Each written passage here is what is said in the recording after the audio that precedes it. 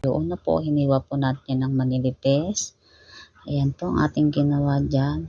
Pangalawa naman po, magpakulo naman muna po tayo ng mainit na tubig. Tapos pag ihulog na po natin yung ating hiniwang karning kabayo. Ayan muna natin po siyang lumambot hanggang sa maigay yung tubig. Ayan po. Matapos po natin paigahin ang ating tubig, atin po yang hahanguin at gigisa po natin yan sa sibuyas at bawang. So ang ginawa ko po dyan, hindi ko na nga po siya ginisa.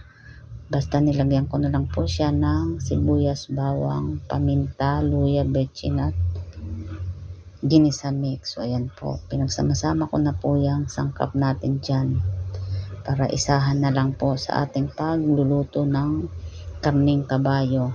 Ayan, inuhulog na po natin yan yung betchin at ginisa mix. So ayan, matapos po natin mailagay ang ating mga ricado, syempre haluin po natin. Tapos ihuhulog naman po natin dyan yung pangalawang gata. Yun po ang magpapalambot dyan sa ating pinakuloang karning kabayo.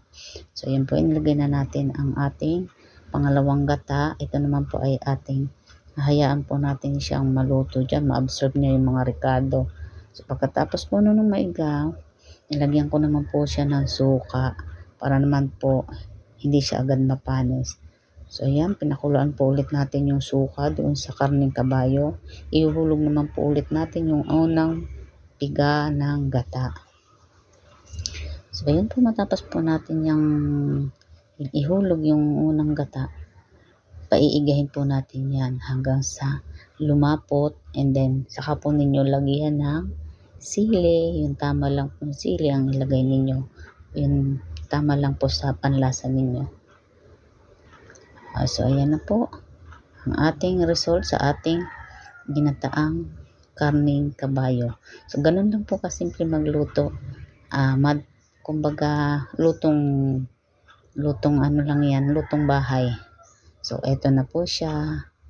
Ayan na ang ating karning kabayo. Thank you for watching guys. Babu.